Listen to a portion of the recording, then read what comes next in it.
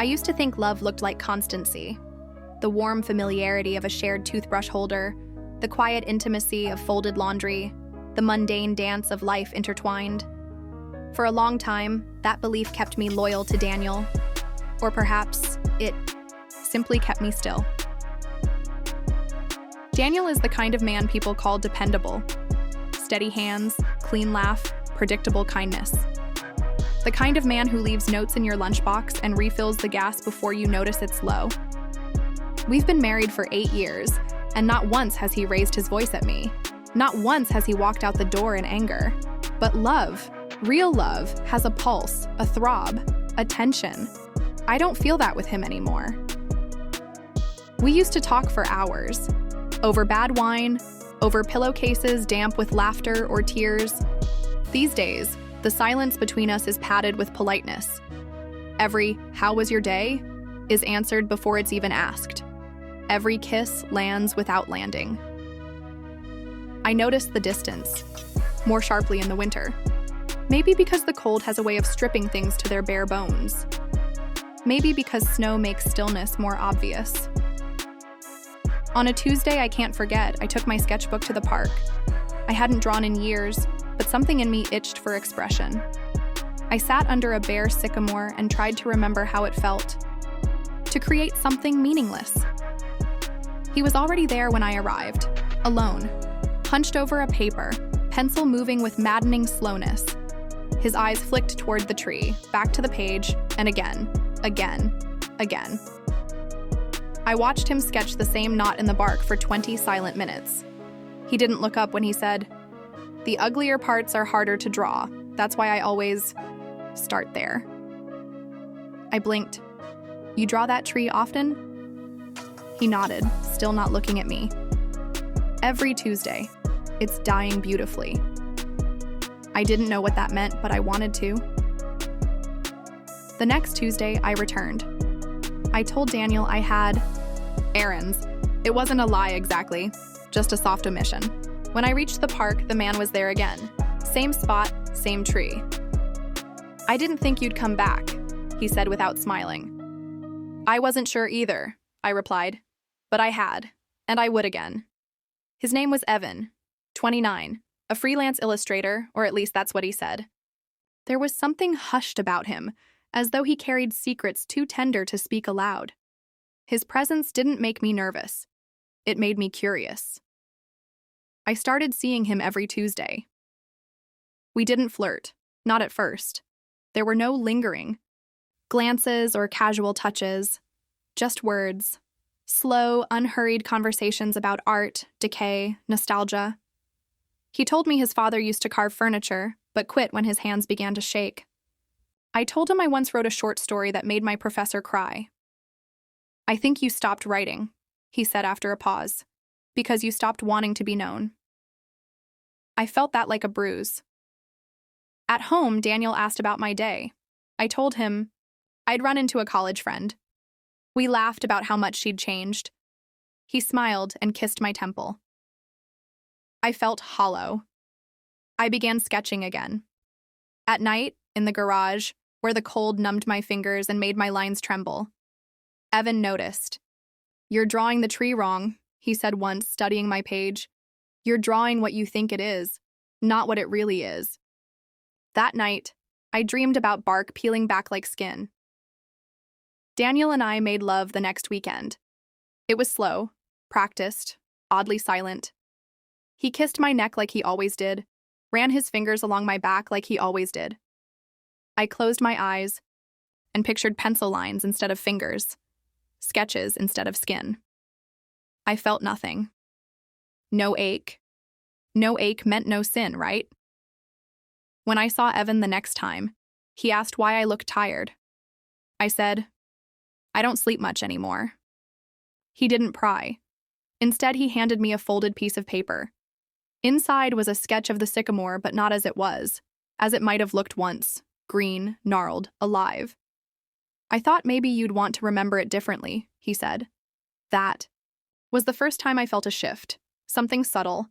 A sliver of space in my chest cracked open. When I went home, Daniel asked what I was smiling about.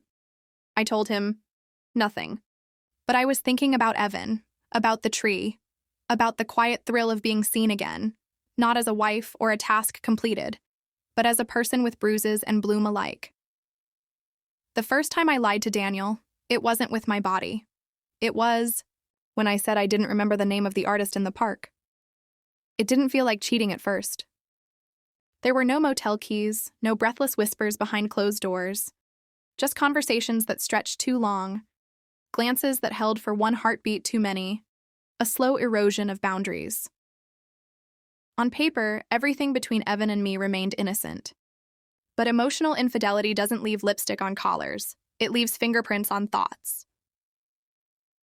We began meeting on days other than Tuesdays. I told Daniel I'd joined a local art group. He was thrilled, said it was good to see me, rekindling my passions. I smiled and kissed his cheek, wondering when that became easier than telling the truth. Evan and I started exploring abandoned places, crumbling courtyards, forgotten train stations. He called them dead lungs of the city. He sketched. I photographed textures, peeling paint, rusted hinges. We never held hands. We never touched. Still, something was happening. One day, as we stood inside the frame of a shattered greenhouse, sunlight bleeding through cracked glass, I asked, "Do you ever think about where all this leads?" Evan looked at me, eyes unmoving. I try not to. I wanted him to say more. I wanted him to say he thought of me when I wasn't there, that he hated Daniel for existing in the space he could never occupy. But Evan wasn't that kind of man. He didn't beg or push. He simply made room for truth to arrive when it was ready. That made it worse. At home, Daniel began noticing changes. "You've been quiet lately," he said over dinner one night, stirring his pasta with mechanical repetition. "Just tired," I answered. "Is it work? Or us?" I looked at him then. Really looked. The man who still remembered to refill my favorite coffee, who rubbed my feet when I had cramps, who never once made me doubt his loyalty. And still, I felt suffocated. "It's nothing. I'm just in a weird mood," I lied. He reached for my hand. I let him hold it. Later that week, Evan and I sat on the roof of a library, watching the sun drop behind the city's teeth. I didn't speak. I couldn't. The guilt had started to wrap around me like wet wool, itching, clinging, refusing to be shaken off. He passed me a sketchbook. Inside was a drawing, not of the tree, not of a building, but of me. Or rather, the back of me. Sitting cross-legged, head tilted, sketching. It was intimate in a way words could never be. "You shouldn't have drawn me," I whispered. "You've been drawing yourself wrong for years," he replied. I turned my face toward him then, and for the first time, there was no silence between us. No unsaid things, just breath and space and gravity. When his lips touched mine, it wasn't desperate. It was devastatingly slow, as if he were waiting for me to change my mind. I didn't. The kiss was soft, and then it wasn't. My hands were on his jaw, his waist. I pulled him closer, and neither of us asked why. Maybe we didn't need a reason. Maybe longing is its own form of permission. We didn't speak afterward. We sat, shoulders touching, our bodies warmer than they had a right to be in the fading cold. I didn't sleep that night. Daniel lay beside me, arm draped across my stomach. His breathing was slow and even. I stared at the ceiling, wondering how it was possible to want two people so differently. With Daniel, it was warmth, familiarity, the safety of known terrain. With Evan, it was hunger, unease, the thrill of a door left ajar. When I saw Evan again 2 days later, I asked him, "What are we doing?" He didn't answer immediately.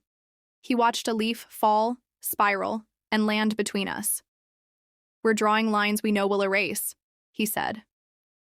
I didn't reply. I didn't have to. The next time we kissed, it didn't stop at kissing. Rain battered the roof of the abandoned garden shed we'd ducked into. My hair clung to my face, his shirt stuck to his back. Everything was drenched, our clothes, our morals, our restraint. I unbuttoned his jeans with shaking fingers. He watched me, breathing unevenly. When I opened his legs and put him inside, it wasn't lust. It was defiance, of boundaries, of expectations, of the roles I'd been assigned and never questioned.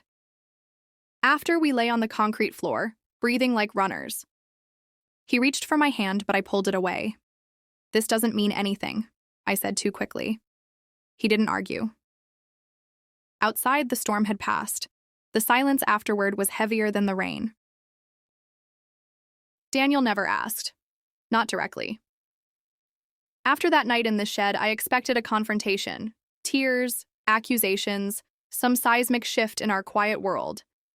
Instead, Daniel simply began watching me more carefully, as if trying to read something I hadn't yet written. He'd linger at the doorway when I left, his eyes tracking my movements with a softness that hurt more than anger would have. One morning, as I tied my scarf, he said, "You've been elsewhere lately."